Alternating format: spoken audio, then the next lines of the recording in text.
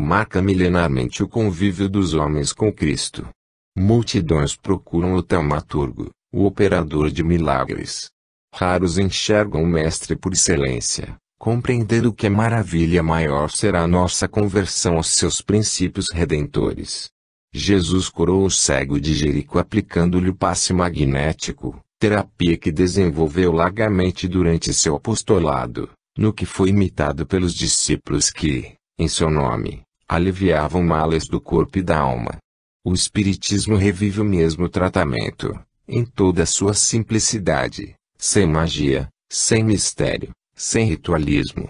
O companheiro que se coloca diante do paciente, impondo-lhe as mãos sobre a cabeça, é apenas alguém de boa vontade que concentra seus melhores sentimentos no propósito de favorecê-lo com uma transfusão de energias magnéticas, de dois tipos: o magnetismo humano, do próprio passista. O magnetismo espiritual, de benfeitores desencarnados que controlam todo o processo.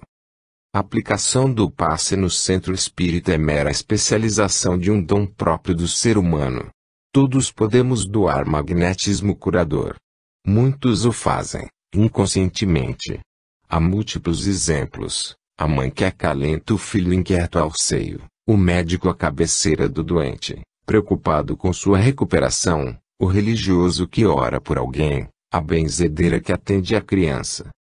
A eficiência do passe está associada a dois fatores. O primeiro é a capacidade do passista.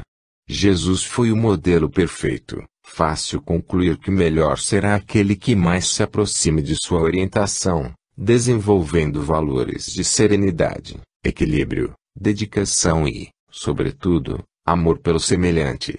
Embora os companheiros vinculados à tarefa estejam longe desse padrão, a espiritualidade suprirá suas limitações, desde que não se acomodem às próprias fraquezas, cultivando o empenho de renovação e desejo de servir.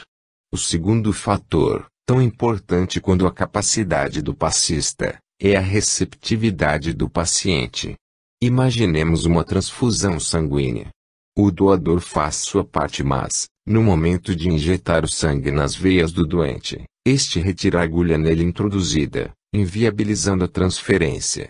O mesmo podemos dizer da transfusão de energia magnética, que para completar-se exige empenho do beneficiário no sentido de sintonizar com aquele que o beneficia. Aqui entra a fé. A tua fé te salvou, proclama a Jesus, dirigindo-se a Bartimeu. Não se tratava de um prêmio à crença irrestrita, mas uma dramática demonstração de que é preciso confiar plenamente nos recursos mobilizados em nosso favor a fim de que possamos assimilá-los integralmente. Outro ponto importante a considerar: o passe é sempre uma terapia de superfície. Pode amenizar os efeitos, doenças e perturbações, mas não atinge as causas profundas, que se exprimem em nossa maneira de pensar, nas falhas de comportamento, nos vícios alimentados. Por isso, se nos limitarmos a recebê-lo, sem analisar mais profundamente as origens de nossos males, eles logo recrudescerão. Saúde e equilíbrio não se sustentam em concessões gratuitas da divindade. São conquistas que todos devemos realizar com o esforço da renovação, tendo por roteiro o Evangelho. Nele há tônicos infalíveis que operam prodígios de bem-estar quando deles fazemos uso. Todos os conhecemos sobejamente: a compreensão, a tolerância, a paciência, o perdão, a caridade, o amor, a misericórdia, a bondade. Oportuno lembrar que frequentemente Jesus dispensava os beneficiários de suas curas, recomendando: vai e não peques mais para que não te suceda pior. Há a questão do merecimento. Compromissos kármicos, decorrentes de nossos desatinos do passado, geralmente não podem ser removidos. Nenhum passista, por mais eficiente, nenhuma fé, por mais ardorosa, fará brotar uma perna em alguém que nasceu sem ela. Há determinados problemas físicos e psíquicos tão irremediáveis como a falta de um membro. Mesmo assim, se cumprirmos as disciplinas do passe, fé e empenho de renovação, ele nos beneficiará muito, revitalizando nossas forças e minimizando nossos males, para que enfrentemos o resgate do pretérito sem tormentos e sem atropelos, com o coração em paz. Será algo semelhante a colocar a abençoada almofada sobre os ombros, a fim de que se faça mais leve a cruz de nossa redenção. Ao submeter-se à terapia do passe, evite atritos, desentendimentos, irritações, agressividade. Coração conturbado é veia difícil na transfusão magnética. Alimente-se frugalmente, evitando o sono que advém quando sobrecarregamos o estômago.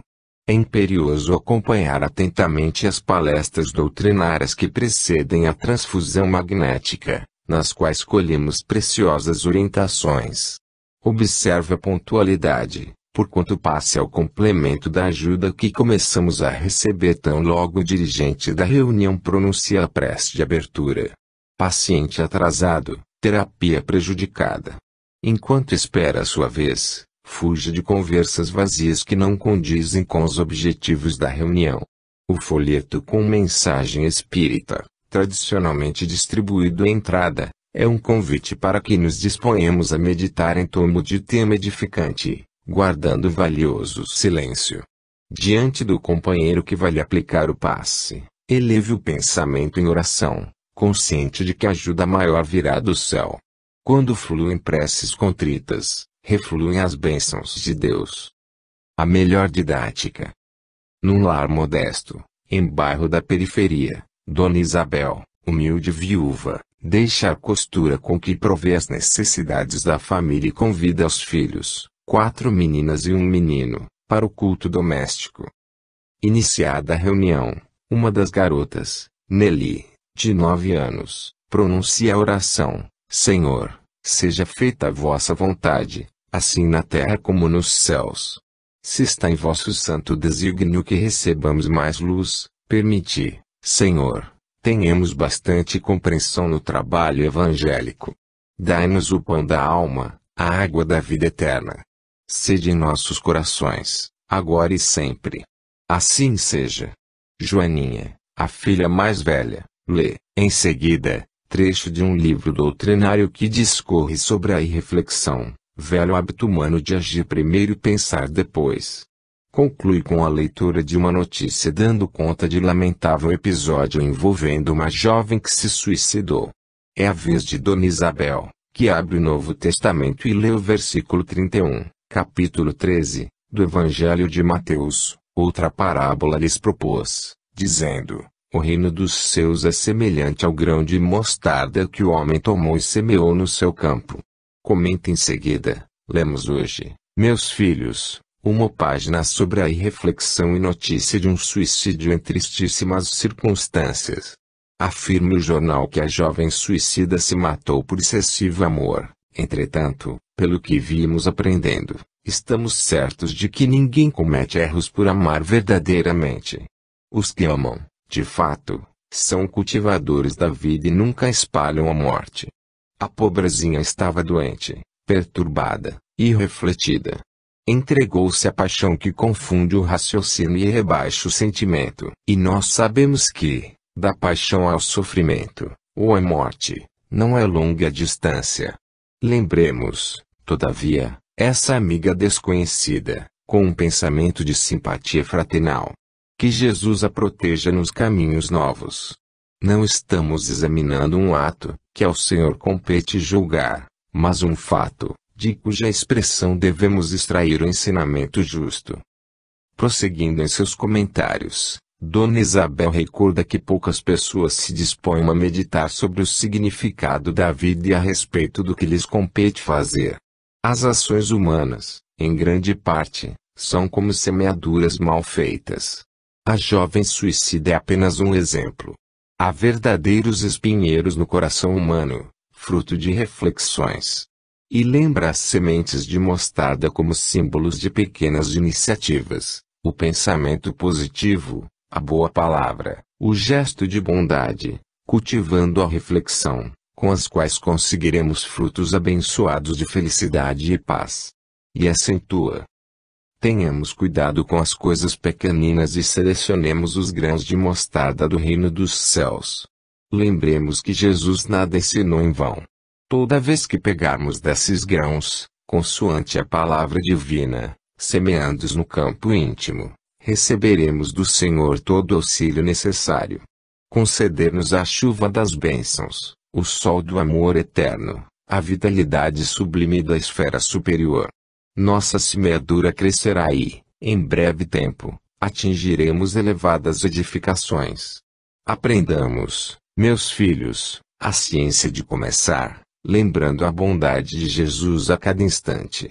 O Mestre não nos desampara, segue-nos amorosamente, inspira-nos o coração. Tenhamos, sobretudo, confiança e alegria. Dona Isabel estende-se, ainda, em alguns comentários preciosos sobre o assunto, após o que troca ideias com os filhos, desfazendo dúvidas e procurando sedimentar em seus espíritos princípios de legítima religiosidade. Uma das meninas pergunta: mamãe, se Jesus é tão bom, por que estamos comendo só uma vez por dia, aqui em casa? Na casa de Dona Fausta, eles fazem 2 refeições, almoçam e jantam. Nelly me contou que no tempo do papai também fazíamos assim, mas agora. Por que será? Esboçando um sorriso, a viúva explica: ora, Marieta, você vive muito impressionada com essa questão. Não devemos, filhinha, subordinar todos os pensamentos às necessidades do estômago. Há quanto tempo estamos tomando nossa refeição diária e gozando boa saúde? Quanto benefício estaremos colhendo com esta frugalidade de alimentação? Outra filha intervém: mamãe tem toda a razão. Tenho visto muita gente adoecer por abuso da mesa. Além disso, acentuou Dona Isabel, confortada, vocês devem estar certos de que Jesus abençoa o pão e a água de todas as criaturas que sabem agradecer as dádivas divinas. É verdade que Isidoro partiu antes de nós, mas nunca nos faltou o necessário. Temos nossa casinha, nossa união espiritual, nossos bons amigos. Convençam-se de que o papai está trabalhando ainda por nós. O diálogo prossegue, produtivo.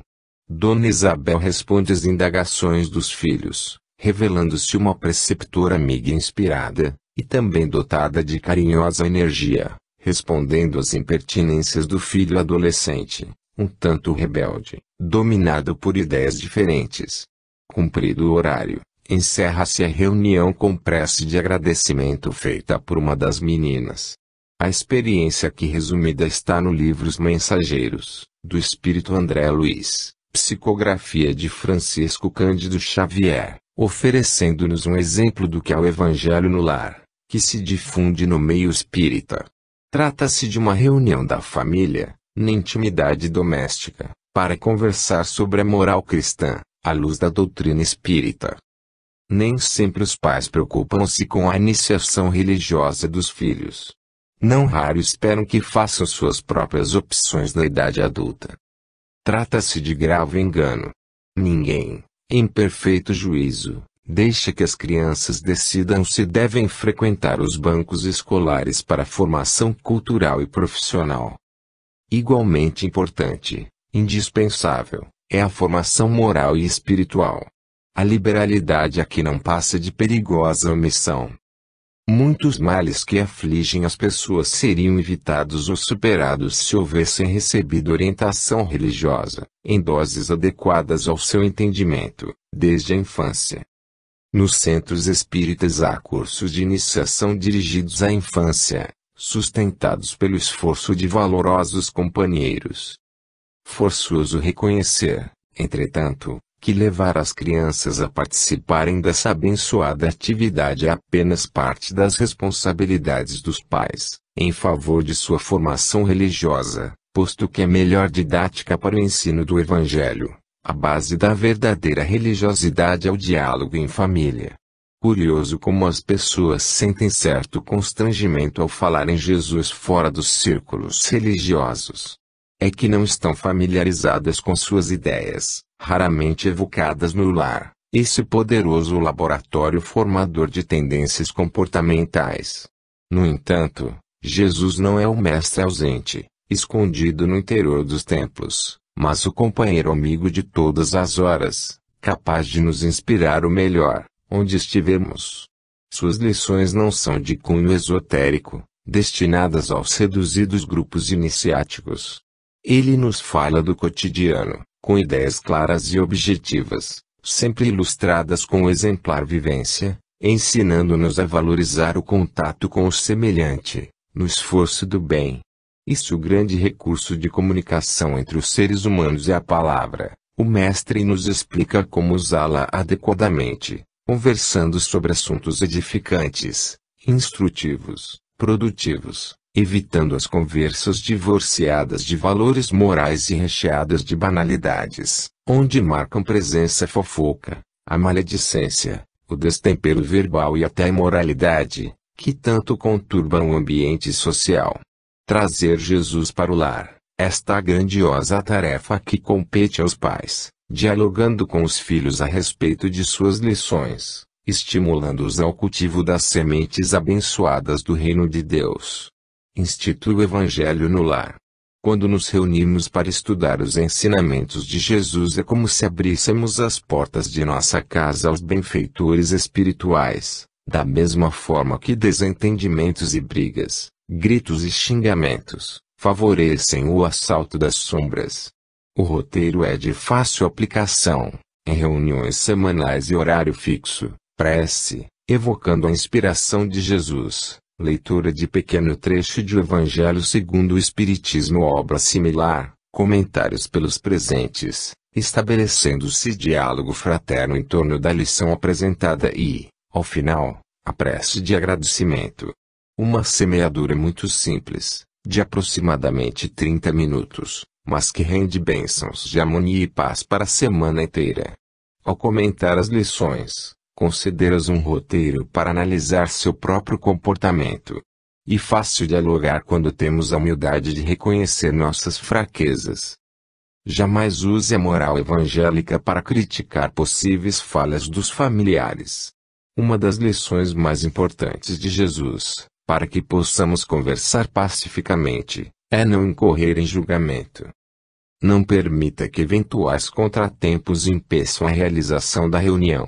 Sem assiduidade e perseverança, fica difícil sustentar qualquer iniciativa, particularmente aquelas que dizem respeito à nossa edificação espiritual. Presença invisível. Influem os espíritos em nossos pensamentos e em nossos atos. Muito mais do que imaginais. Influem a tal ponto que, de ordinário, são eles que vos dirigem.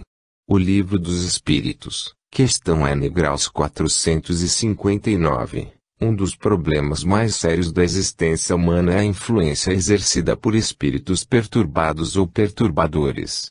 Embora revestindo essa realidade com o manto da fantasia, o que deu origem à figura mitológica do demônio, todas as culturas religiosas, desde a mais remota antiguidade, reportam-se a ela. A doutrina espírita, que tem o grande mérito de mostrar-nos como é o vasto continente espiritual, além-túmulo, oferece-nos informações preciosas, que nos ajudam a enfrentá-la com serenidade, sem maiores problemas. Como ponto de partida ficamos sabendo que essa influência não é exercida por supostos seres infernais, devotados ao mal eterno. São apenas homens desencarnados, ou as almas dos mortos, agindo fora da carne de conformidade com as tendências que cultivaram enquanto encarnados, mas submetidos todos a leis inexoráveis de evolução, que mais cedo ou mais tarde os conduzirão aos roteiros do bem, já que para isso fomos criados e Deus não falha jamais em seus objetivos. A presença desses espíritos se faz sentir em nós na forma de sentimentos, ideias, sensações e desejos que nos envolvem sutilmente, sem que saibamos definir com exatidão sua origem. Uma tristeza repentina, um inesperado envolvimento passional, intraduzível ansiedade, impulsos agressivos, ideias negativas, sensações desagradáveis, impertinentes malhas físicos, tudo isso pode estar associado à presença de espíritos que se aproximam, atendendo a variadas motivações. Pode tratar-se, como ocorre frequentemente, de simples náufrago do além, que precisa de socorro. Raras pessoas têm um retorno tranquilo à vida espiritual. Falta-lhes conhecimento e, sobretudo, preparo. Ligam-se tão intensamente aos interesses materiais, como se fossem permanecer eternamente na carne, que ao desencarnar não apresentam a mínima condição para reconhecer onde estão e o que lhes compete fazer, como atordoado sobrevivente de um naufrágio em ilha desconhecida. Considere-se que o plano espiritual, a morada dos espíritos, não é um compartimento estanque, à distância das cogitações humanas. Ele é tão somente uma projeção do plano físico. Começa exatamente aqui, onde estamos, e aqui ficam aqueles que, libertando-se dos laços da matéria pelo fenômeno da morte, situam-se presos às ilusões humanas. Espíritos assim podem permanecer no próprio lar, ao lado dos familiares. Ignorando sua nova condição, solicitam ajuda e se exasperam ou desesperam ao sentir que não são atendidos. Se na casa há alguém com razoável sensibilidade psíquica, passa a colher algo das angústias e perplexidades do desencarnado e, não raro, sensações relacionadas com os sintomas da doença que motivou seu falecimento. Dá-se o nome de obsessão ao domínio mental exercido por um espírito desencarnado sobre alguém. Situações como a que descrevemos, configuram uma obsessão pacífica, já que o morto não pretende dominar ninguém e exerce sua influência sem noção do que faz, dos transtornos que ocasiona. O tratamento não é difícil. Normalmente a simples frequência daquele que lhe sofre a influência ao centro espírita é suficiente, porquanto o desencarnado tenderá a acompanhá-lo, recebendo recursos de esclarecimento e ajuda mobilizados pelos benfeitores espirituais. Esse tipo de envolvimento pode partir de um espírito desconhecido que, em idêntica situação de perplexidade sem ter a quem recorrer, aproxima-se de nós, como um acidentado que pede socorro à primeira pessoa que lhe surge à frente. O empenho por compreendermos os mecanismos que envolvem as relações entre os espíritos encarnados e desencarnados, habilita-nos a prestar ajuda a esses companheiros desajustados, sem nos deixarmos envolver por seus desajustes. Informe-se das condições necessárias à participação em grupos de trabalho mediúnico, no centro espírita. Eles funcionam como pronto-socorro espiritual, em favor de desencarnados em dificuldade que venham a aproximar-se de nós. Quando surgirem ideias e sentimentos negativos, que contrariem suas disposições normais, elimine-os com uma boa leitura, uma oração contrita, bons pensamentos. As entidades sofredoras que nos procuram são suscetíveis de receber as nossas influências, tanto quanto somos de sofrer as suas. Ajude companheiros do grupo doméstico recentemente desencarnados, evitando o desespero e a inconformação. Muitos espíritos estão presos no lar algemados pelas vibrações desajustadas de familiares que não aceitam a separação. Parceiros invisíveis. Um tipo de obsessão muito comum relaciona-se com os vícios.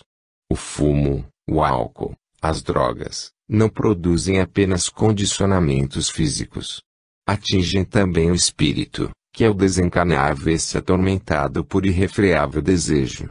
Na impossibilidade de satisfazerem-se no plano espiritual, os viciados do além procuram viciados da terra, a fim de atender suas necessidades por um processo de associação psíquica. É como uma manifestação mediúnica às avessas. Ao transmitir o pensamento do espírito que se comunica, o médium experimenta algo de seus sentimentos e sensações. Se o comunicante está empolgado por impressões relacionadas com um acidente que o vitimou, sentindo-se traumatizado e dolorido, o mesmo ocorrerá com o médium. Idêntico mecanismo permite ao desencarnado desfrutar das sensações de alguém que se serve de um cigarro, de uma bebida alcoólica, de uma dose de cocaína ou similar. Assim, todo viciado é um obsidiado em potencial, facilmente envolvido por espíritos que acentuam seu condicionamento a fim de que possam satisfazer-se também. Geralmente o viciado sente-se nervoso, irritado, exasperado, por passar algum tempo sem atender ao vício. Trata-se de uma reação do próprio condicionamento orgânico, mas é também fruto da influência dos parceiros invisíveis, que lhe cobram a satisfação de suas necessidades.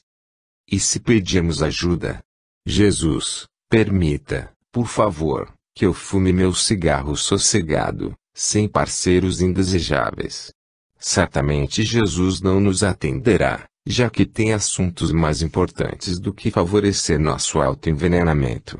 O melhor mesmo é não ter vícios, isentando-nos das pressões de viciados do além. O envolvimento com espíritos viciados é, não raro, tão intenso, que anula os próprios recursos da medicina em favor de suas vítimas. E o que ocorre com os alcoólatras, que se submetem à desintoxicação, em hospitais psiquiátricos? Após semanas de tratamento, aparentemente recuperados, retomam ao lar. Todavia, ao passarem pelo primeiro bar há algo que os atrai irresistivelmente, ensejando lamentável recaída. E que seus parceiros invisíveis voltam à carga. Por isso, hospitais psiquiátricos espíritas, que realizam reuniões de orientação espiritual, de passes e de desobsessão, obtêm resultados mais eficientes, porquanto, paralelamente ao tratamento médico, o paciente é atendido por benfeitores espirituais, o mesmo acontecendo com seus acompanhantes.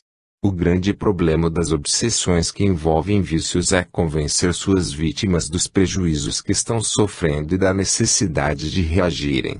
E incrível, mas mesmo as pessoas mais capacitadas para enfrentar o problema parecem passar por uma obnubilação mental, como se emburrecessem, quando se trata de reconhecer os perigos a que se submetem voluntariamente. Conhecemos médicos especializados em coração e pulmões, órgãos mais diretamente afetados pelo cigarro, que são fumantes inveterados, como se desconhecessem as estarrecedoras estatísticas de mortes provocadas pelo fumo. Talvez seja o coro dos parceiros do além, fazendo bastante barulho para que não ouçam os apelos da razão. Há pessoas que, após ouvirem advertências e esclarecimentos a respeito do assunto, no centro espírita, decidem combater determinado vício que as oprime, o que é altamente louvável. Infelizmente, nem sempre se trata de uma resolução firme, autêntica, em bases de conscientização, mas de simples empolgação.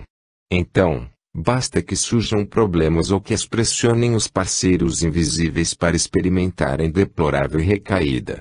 É que os vícios funcionam como muletas psicológicas em que se apoiam precariamente suas vítimas, cobrando-lhes pesados tributos, já que anulam sua capacidade de iniciativa, enfraquecem sua vontade, comprometem a estabilidade física e favorecem o envolvimento com influências espirituais desajustantes. Melhor seria que fortalecessem as próprias pernas, esforçando-se por compreender melhor a si mesmas e as finalidades da existência. Não espere por fórmulas mágicas para vencer o vício. O mais importante é o reconhecimento de seu caráter extremamente nocivo e a disposição consciente e firme em combatê-lo. Ocupe seu tempo disponível ajudando pessoas em dificuldades, principalmente aquelas originárias do envolvimento com algum vício. O serviço em favor de companheiros de infortúnio opera prodígios de reabilitação em nós. Compareça às reuniões de assistência espiritual, no Centro Espírita. Os recursos mobilizados pelos mentores espirituais contribuem eficazmente para que resistamos ao condicionamento orgânico e os convites dos viciados desencarnados. Vingadores invisíveis. As obsessões mais graves envolvem espíritos vingadores, conscientes de sua condição de desencarnados, que sabem perfeitamente o que fazem e se comprazem nisso. Viajores da eternidade, transitamos há milênios pela Terra, em múltiplas reencarnações. Nessas experiências passadas, por enquanto inacessíveis para nós, convivemos com muita gente, envolvemos-nos com afetos e desafetos, estendemos laços de amor, mas também terríveis cadeias de ódio. inspirados por sentimentos próprios da inferioridade humana, como o egoísmo, o orgulho, a vaidade, muitos males teremos semeado. Quem fomos? O que fizemos? O homem poderoso, que se impunha pela força e mandava eliminar impiedosamente os que se opunham à sua vontade. O senhor de escravos, que os submetia a sevícias e humilhações. O capitão de indústria, que explorava cruelmente os operários, no propósito de multiplicar bens materiais. A mulher sedutora, que destruía lares. O homem astuto, que lesava incautos. O assaltante, o assassino, o traficante de drogas. O fofoqueiro contumaz na arte de comprometer reputações. Provavelmente não seríamos capazes de repetir semelhantes proezas no presente, mas certamente o fizemos no passado, ou não estaríamos na terra, purgando nossas mazelas. Espíritos puros vivem em mundos superiores. O contato com aqueles aos quais prejudicamos faz parte de nossa depuração. Muitos deles nos perdoaram e seguiram seus caminhos. Mas há os que não esqueceram, que nos têm procurado na presente existência e que, quando nos encontram, arvoram-se em executores da justiça divina, pretendendo submeter-nos a sofrimentos 1000 vezes maiores do que aqueles que lhes impusemos. E partem para a agressão pura e simples, envolvendo-nos em nuvens de fluidos deletérios. E uma pressão perturbadora e desajustante, a qual será difícil resistir, por uma razão muito simples: a prática do mal abre as portas de nosso psiquismo à influência daqueles que tenhamos prejudicado. O afastamento desses espíritos não é fácil. Dominados pelo ódio, mostram-se irredutíveis, impermeáveis a qualquer tentativa de esclarecimento. Um espírito de mulher, que persegue ferozmente respeitável chefe de família, atormentando-o, manifesta-se em reunião mediúnica extravasando seu ódio. Explica que lhe seduziu em existência anterior, levando-o a abandonar o marido e 3 filhos. Depois a prostituiu. Em seguida a abandonou à própria sorte, a enfrentar penosas humilhações que culminaram com sua morte na indigência. Apreciando o caso pela ótica da entidade comunicante, constatamos como é delicado o assunto. Impossível lamentar a vítima de hoje e condenar o verdugo, porquanto no passado as posições estavam invertidas. E ambos são filhos de Deus, necessitados de ajuda. O dirigente exorta: minha irmã, é preciso perdoar, não me fale em perdão. Ele arruinou minha vida. Destruiu todos os meus sonhos. Há de pagar, lembre-se de Jesus, qual nada. Esse criminoso não pensou no Cristo quando me seduziu, afastando-me de minha família.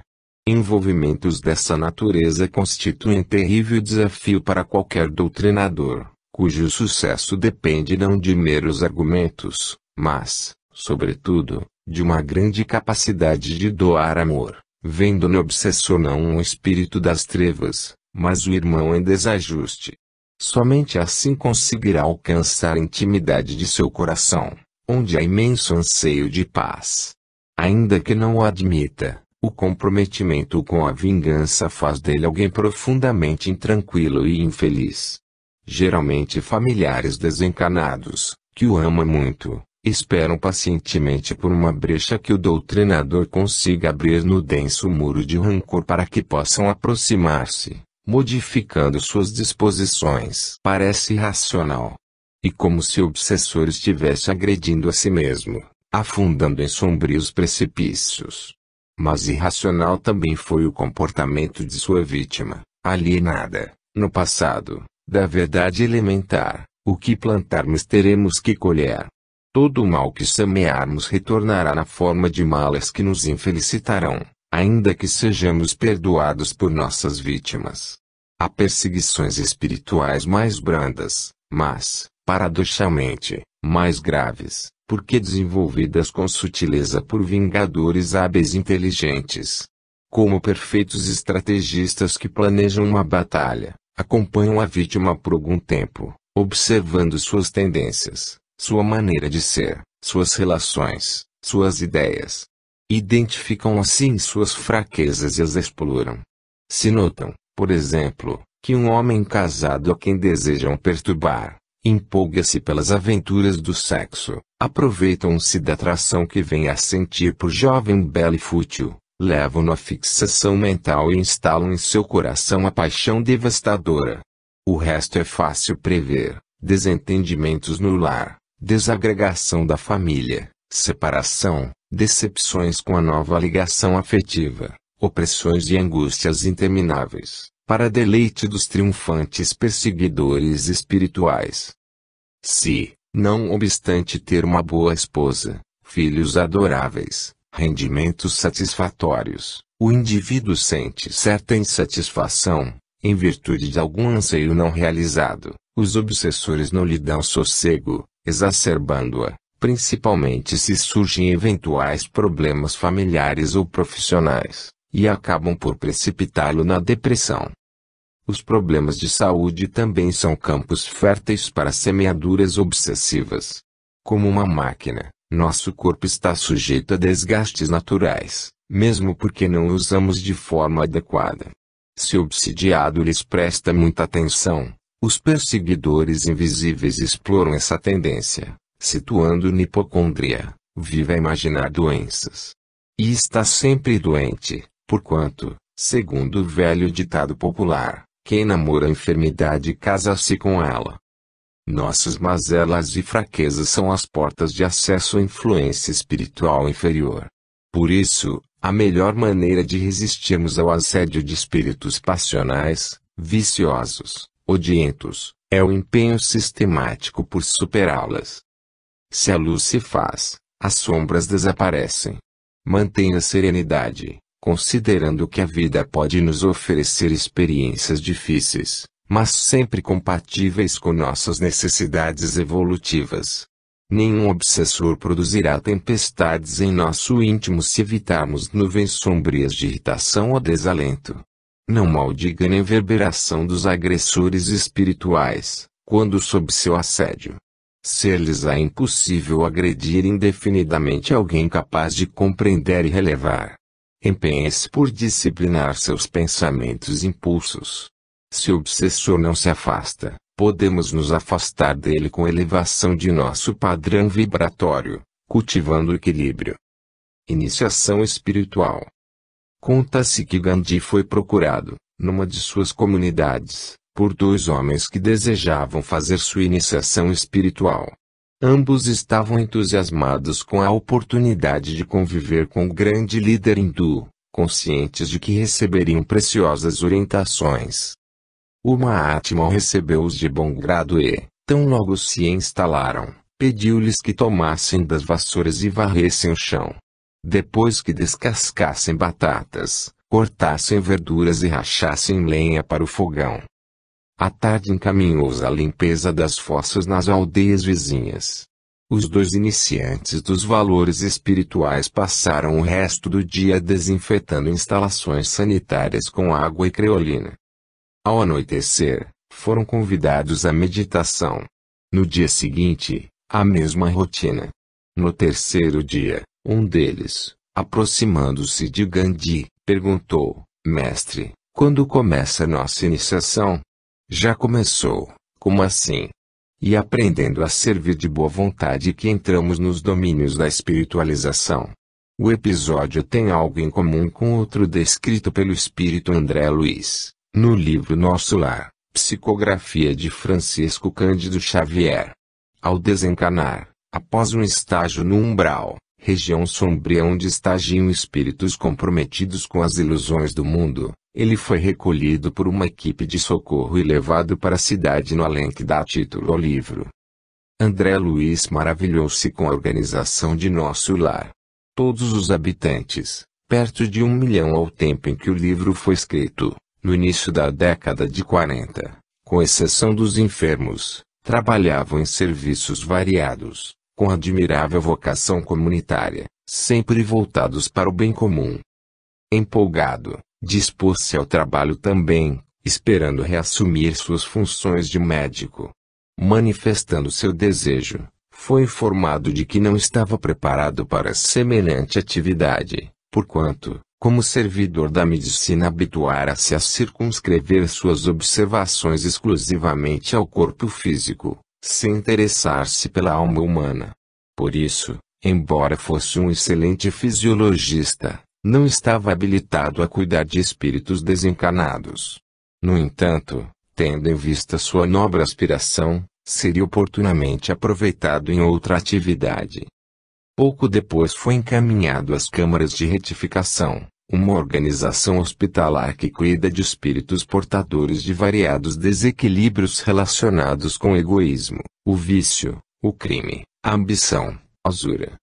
Num dos pavilhões estagiam entidades que negaram sistematicamente os valores da vida e a realidade da sobrevivência, em sono profundo, povoado de pesadelos. Passes magnéticos de fortalecimento foram aplicados naqueles enfermos, após o que passaram a expelir pela boca uma negra substância, como vômito escuro e viscoso, com emanações desagradáveis. São fluidos venenosos que segregam, fruto de seus desajustes, explica o companheiro que lhe serve de cicerone. Observando que havia muitos doentes e poucos atendentes, André Luiz, decidido, passou a mão em apetrechos de higiene e se lançou ao trabalho com ardor. E revela. O serviço continuou por todo o dia, custando-me abençoado suor, e nenhum amigo do mundo poderá avaliar a alegria sublime do médico que recomeçava a educação de si mesmo, na enfermagem rudimentar. Ao fim da tarefa, sentia-me algo cansado pelos intensos esforços despendidos, mas o coração entoava hinos de alegria interior. Receber a ventura do trabalho, afinal. E o espírito de serviço fornece tônicos de misterioso vigor.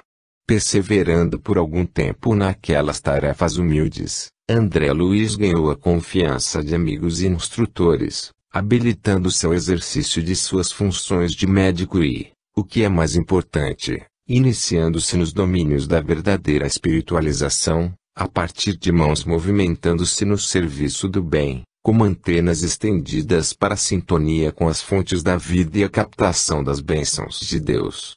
Toda a sabedoria do Evangelho, em favor de nossa iniciação espiritual, está contida na recomendação de Jesus: tudo o que quiserdes que os homens vos façam, fazei-o assim também a eles. A mesma orientação, no Espiritismo, sintetiza-se na máxima de Allan Kardec: fora da caridade não há salvação. O próximo, portanto, é a nossa ponte para Deus, nosso abençoado caminho para os valores espirituais.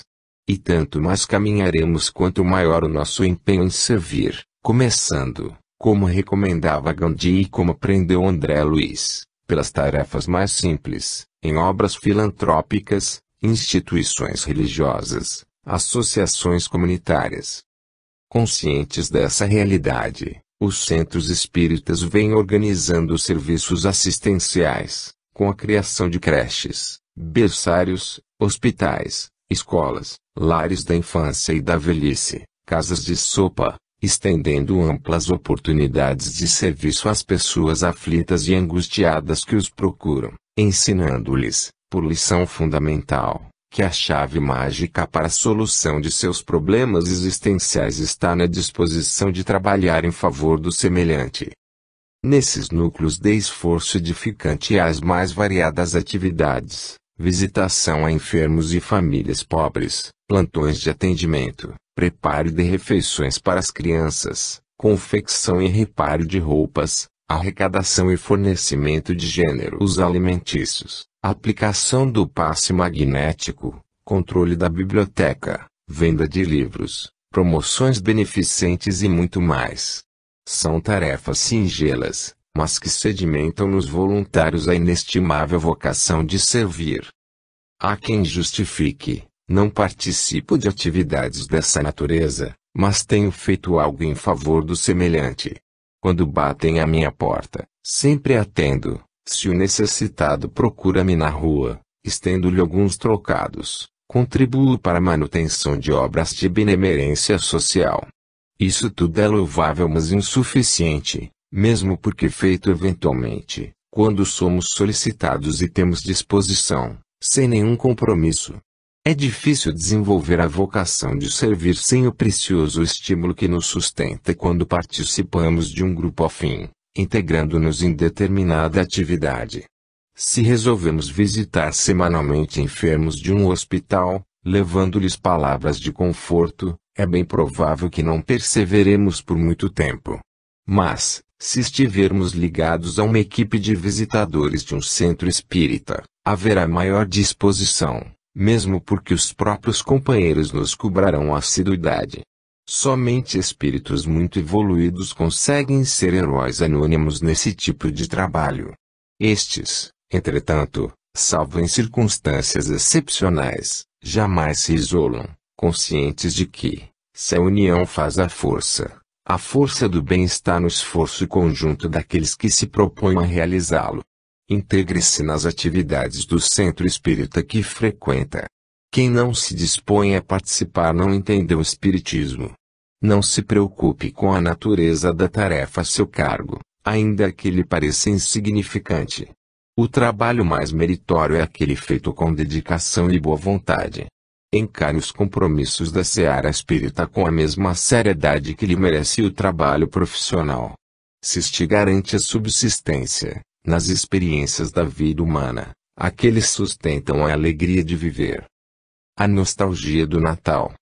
Um amigo dizia, não sei porquê, o Natal traz-me indefinível nostalgia, relacionada com algo muito importante, esquecido no passado longínquo. Talvez uma ligação afetiva, uma situação mais feliz ou, quem sabe, a própria pureza perdida.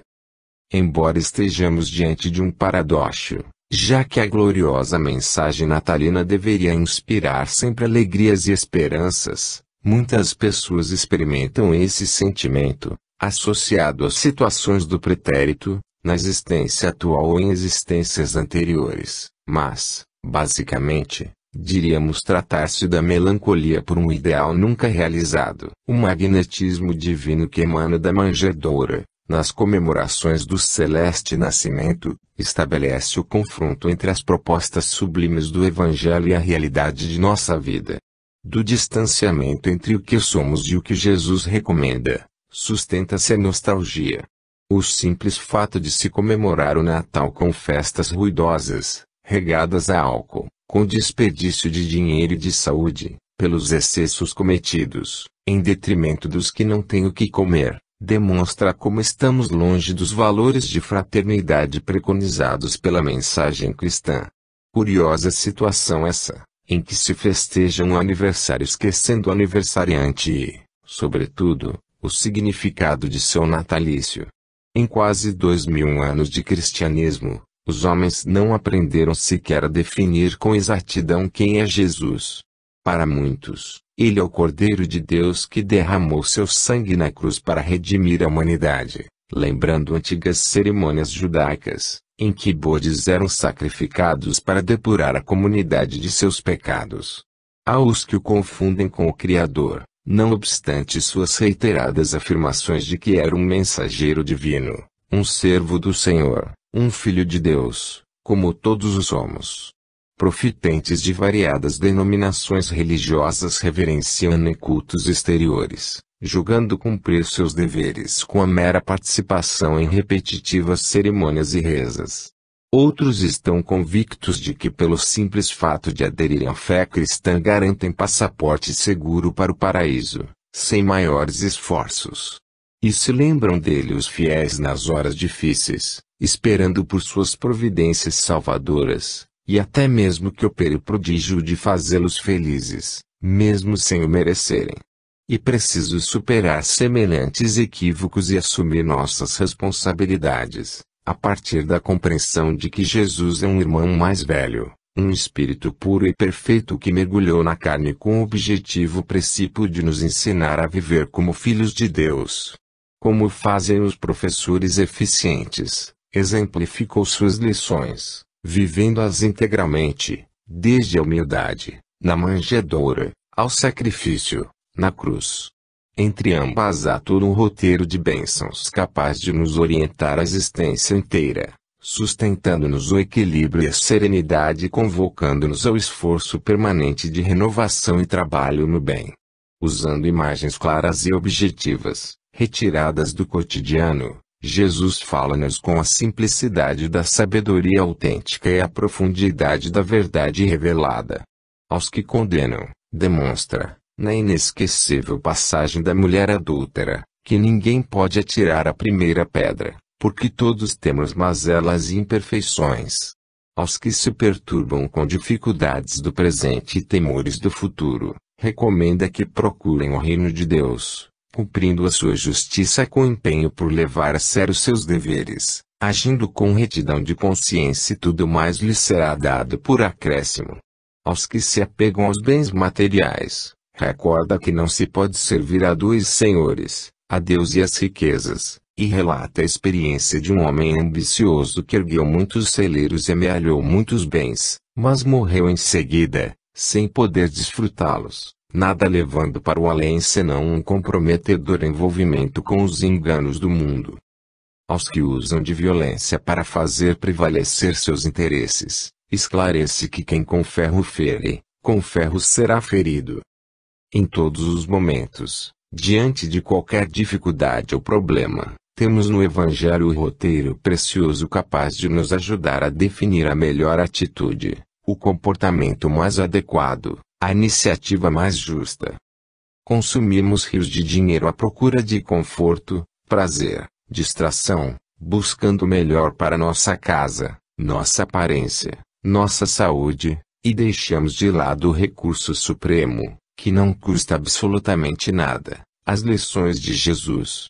Se o fizéssemos, saberíamos que muitas vezes temos procurado a felicidade no lugar errado, à distância do que ensinou e exemplificou o Cristo, colhendo, invariavelmente, desilusões.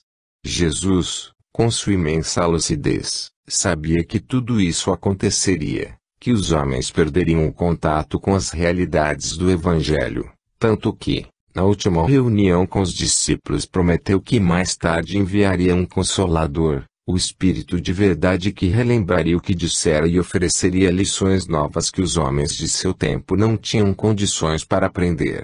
O Espiritismo situa-se como esse aguardado Consolador, dirigindo-se a uma humanidade mais amadurecida, capaz de compreender suas responsabilidades.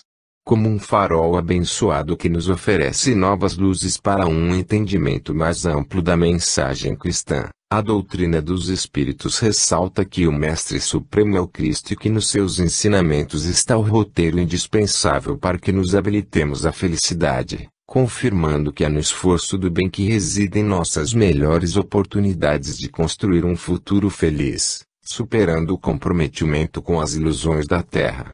Este é o grande desafio, encararmos a realidade, compreendendo que a jornada terrestre tem dois objetivos específicos de renovação e progresso que não podem ser traídos, sob pena de colhermos frustrações e desenganos, em crônica infelicidade. Para vencê-lo é indispensável que nos disponhamos a seguir o Cristo, imprimindo suas marcas em nós, a fim de que sejamos marcados pela redenção, como exprime admiravelmente o Espírito Maria Dolores, ao prefaciar o livro Mãos Marcadas, psicografia de Francisco Cândido Xavier. Senhor, quando me deres o privilégio do renascimento no berçário do mundo, ante as necessidades que apresento e aquelas que não vejo, eis, Senhor, o desejo em que dia por dia me aprofundo, deixa-me renascer em qualquer parte, entretanto, que eu possa acompanhar-te onde constantemente continuas trabalhando e servindo em todas as estradas, para que eu também tenha as mãos marcadas como trazes as tuas. Quanta ilusão quando me debatia crendo que o desespero fosse prece, a rogar-te alegria e segurança sem que eu nada fizesse. Imitava na terra o lavrador a temer pedra e lama, vento e bruma, aguardando milagres de colheita sem plantar coisa alguma. Entretanto, Senhor, agora sei que o trabalho é divino compromisso, estímulo do céu guiando-nos os passos, e que atendendo a semelhante lei puseste ambas as mãos em nossos braços por estrelas de amor e de serviço. Assim, quando efetues as esperanças em que me agasalho e estiver entre os homens, Meus irmãos, que eu me esqueça em trabalho e me lembre das mãos. Não me des tempo para lastimar-me que eu busque tão somente a luz que me acenas. No anseio de seguir-te quero trabalho apenas. Dá que eu seja contigo, onde estiveres, uma réstea de paz. Que eu seja alguém sem destaque e sem nome que se ouvide no bem. E se um dia uma cruz de provas e de agravos reclamar-me a tarefa e o coração, não me largues ao susto a que me enleiei. Ajuda-me a entregar as próprias mãos aos cravos da incompreensão que me rodeiei, entre bênçãos de fé e preces de perdão. Não consintas que eu volte ao tempo morto da ilusão convertida em desconforto, dá-me os calos da paz nas tarefas do bem, a servir e servir sem perguntar a quem. Ouve, celeste amigo, aspiro a estar contigo, longe de mim as horas desregradas. Onde sempre estiveste e sempre continuas, plantando amor em todas as estradas, para que eu também tenha as mãos marcadas como trazes as tuas, estude regularmente os ensinamentos de Jesus. Nenhum princípio pode ser integralmente vivenciado se não for plenamente compreendido. Realize exercícios diários de prática cristã. Perdão, tolerância, fé, compaixão, caridade, bondade, paciência, esperança, são músculos do espírito que, se convenientemente desenvolvidos, sustentam em nós a paz e o equilíbrio. Nas situações difíceis, nas contrariedades, nos problemas e tentações da jornada humana, habitue-se a perguntar para si mesmo, o que faria Jesus em meu lugar? Se tentarmos o que ele faria sempre faremos o melhor. O grande tesouro. Desperta, ó tu que dormes, levanta-te dentre os mortos e Cristo te iluminará. Andai prudentemente, não como nécios e, sim, como sábios, remindo o tempo, porque os dias são maus. Não vos tomeis insensatos, mas procurai compreender qual é a vontade do Senhor. Epístola aos Efésios, 5:14-17, o apóstolo Paulo revela no texto citado, como em tudo mais que escrevia, sua condição de ardoroso discípulo de Jesus, que enxergava no ideal cristão a sublime meta a ser alcançada pelo homem. Ao proclamar que os dias são maus, reporta-se aos problemas, dores e lutas que, ontem como hoje, caracterizam nossa existência, já que vivemos num planeta de expiação e provas. Por isso é preciso que caminhemos com cautela, não como tolos, que não sabem o que fazem, mas como pessoas que cultivam a reflexão, remindo o tempo, isto é, resgatando do acomodamento, da indiferença, do comprometimento com os enganos do mundo, para um pleno aproveitamento das oportunidades de edificação da jornada humana.